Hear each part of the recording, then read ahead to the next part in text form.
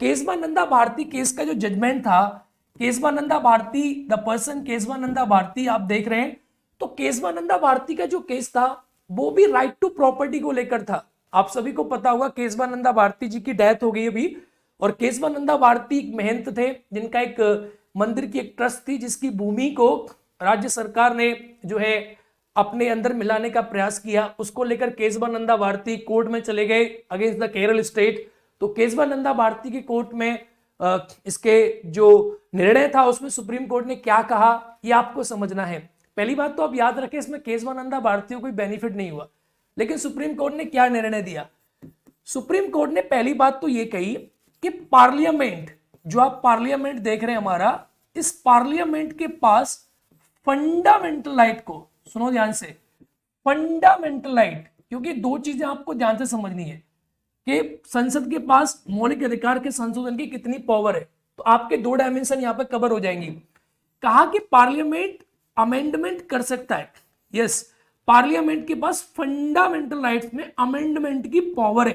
कहा कि भैया ये संशोधन कर सकता है, इसमें कोई दिक्कत की बात नहीं है, लेकिन बोला संशोधन कर सकता है, कर लो आप। और इसको इसमें मना कर दिया था गोलकनाथ केस में, लेकिन इसमें बोला कि संशोधन कर सकता है, आप कर लो, आपके पास पावर है, बिकॉज आपके पास अमेंडमेंट की पावर है। बिकॉज आप जानते हैं कि गोलकनाथ केस के बाद आप सरकार ने इसका रिटेलिएशन किया था, और सरकार ने, आप लोगों ने देखा होगा कि अलग से एक आर्टिकल जोड़ दिया था, जिस आर्टिकल में प्रोविजन कर दिया था कि भैया अगर हम करेंगे, अगर हम अमेंडमेंट करेंगे, कॉन्स्टिट्यूशन में अमेंडमेंट करेंगे, तो फंडामेंटल राइट में अमेंडमेंट करेंगे, तो जो संविधान का संशोधन है वो इसकी लॉ की परिभाषा के अंतर्गत नहीं आएगा। आपने आर्टिकल 13 का सब क्लॉज 4 देखा होगा, ठीक है। तो इसी बात को लेकर केशवानंदा भारती केस में 1973 में सुप्रीम कोर्ट ने प्रोविजन कर दिया कि यार देखो, तुम एक अमेंडिंग बॉडी हो, तुम अमेंडमेंट कर सकती हो, तुम्हारे पास पूरी पावर है, लेकिन उन्होंने लेकिन लगाया, और लेकिन उन्होंने कॉन्सेप्ट दिया जिसको आप बोलते हैं कॉन्सेप्ट ऑफ बेसिक स्ट्रक्चर। आप लोगों ने इसका नाम सुना होगा, that is called concept of basic structure. इसको आप लोग बोलते हैं मूलभूत ढांचे का सिद्धांत। देखो, मूलभूत ढांचे का सिद्धांत, अभी सबसे बड़ी बात क्या होती है, ढांचे का सिद्धांत सबसे बड़ा पॉइंट होता है कि जब एग्जाम में प्रश्न बनता है ना, तो अगर आप यूपीएससी की प्रिपरेशन कर रहे हो तो आपसे फंडामेंटल राइट के कॉन्टेस्ट में प्रश्न बनेगा, ठीक है। अगर आप सब इंस्पेक्टर की तैयारी कर रहे हो तो आपसे पूछेगा the verdict of Kesavananda Bharati case 1973 में, पूछेगा कि मूलभूत ढांचे का सिद्धांत कौन से केस में दिया गया, या थ्योरी ऑफ बेसिक स्ट्रक्चर किस केस के माध्यम से दी गई, तो केशवानंदा भारती केस के नाम से दी गई। अभी केशवानंदा भारती केस में क्या बोलता है सुप्रीम कोर्ट, सुप्रीम कोर्ट कहता है कि भाई पार्लियामेंट के पास पावर है, पार्लियामेंट संविधान को अमेंड कर सकता है, उसके पास पूरी पूरी पावर है, लेकिन वो मौलिक अधिकार के बेसिक स्ट्रक्चर में, कमेंट देखते चलो कि आवाज जा रही है नहीं जा रही है, क्या पता है कि सब कुछ क्लियर है ना, हाँ बहुत बढ़िया, वो बेसिक स्ट्रक्चर में परिवर्तन नहीं कर सकता।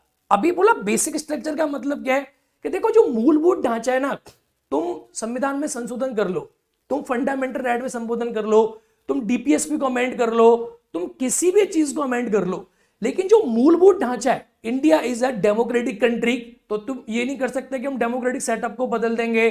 तुमने बोला हम मौलिक अधिकार को हटा दे रहे हैं, तुमने बोला वी डोंट रिक्वायर डीपीएसपी, तुम कहने लग गए कि यार राष्ट्रपति का इलेक्शन नहीं होना चाहिए, तुम बोलने लग गए कि प्रधानमंत्री एक बार बन गया दोबारा बनेगा ही नहीं, तो तुम बेसिक स्ट्रक्चर जो है इंडियन कॉन्स्टिट्यूशन का, उसको तुम नहीं कर सकते, छेड़छाड़ नहीं कर सकते।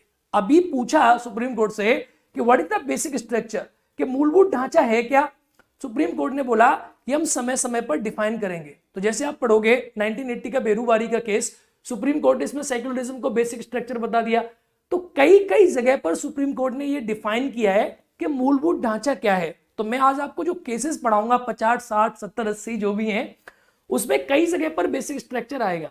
तो आपको सिंपल बात समझनी है कि मूलभूत ढांचे का सिद्धांत जो है इस केस में दिया गया। आपसे प्रश्न ऐसे भी बन सकता है कि किस केस में सुप्रीम कोर्ट ने निर्णय दिया कि संसद मौलिक अधिकार में संशोधन कर सकती है परंतु उसके मूलभूत ढांचे को नहीं बदल सकती। यह दिया था केशवानंदा भारती केस में। अभी एक बात तुम कंपेयर करके देखो, तुम्हें जो कंपैरिजन करना है वो पॉइंट समझो। केशवानंदा भारती केस और गोलकनाथ केस तो डिफरेंट ही हो गए, बिकॉज गोलकनाथ में तो मना ही कर दिया था। और तीसरा है सज्जन सिंह। देखो सज्जन सिंह और शंकरी प्रसाद के साथ अगर आप कंपेयर करोगे केशवानंदा भारती केस को, तो क्या है, केशवानंदा भारती केस में भी हाँ कर रहा है, शंकरी प्रसाद में भी हाँ कर रहा है, सज्जन सिंह में भी हाँ कर रहा है कि पार्लियामेंट के पास पावर है फंडामेंटल राइट को अमेंडमेंट करने की। लेकिन एक प्रॉब्लम क्या है, उन दोनों केसेस में ये नहीं कह रहा है सुप्रीम कोर्ट कि भाई आप बेसिक स्ट्रक्चर की बात नहीं कर रहा है। उन दोनों में कह रहा है कि यार you can amend at any level, तुम जो चाहो वो कर सकते हो। लेकिन इन दो केसेस में सुप्रीम कोर्ट ये कह रहा है, मतलब पीछे वाले केस में, केशवानंदा भारती केस में, कि तुम बेसिक स्ट्रक्चर को अमेंड नहीं कर सकते। मतलब तुम्हारे पास पावर है, तुम कर सकते हो, लेकिन एक लिमिटेशन है। तो यहां पर अमेंडमेंट की लिमिटेशन सेट कर दी केशवानंदा भारती केस में, 1973 के केस में।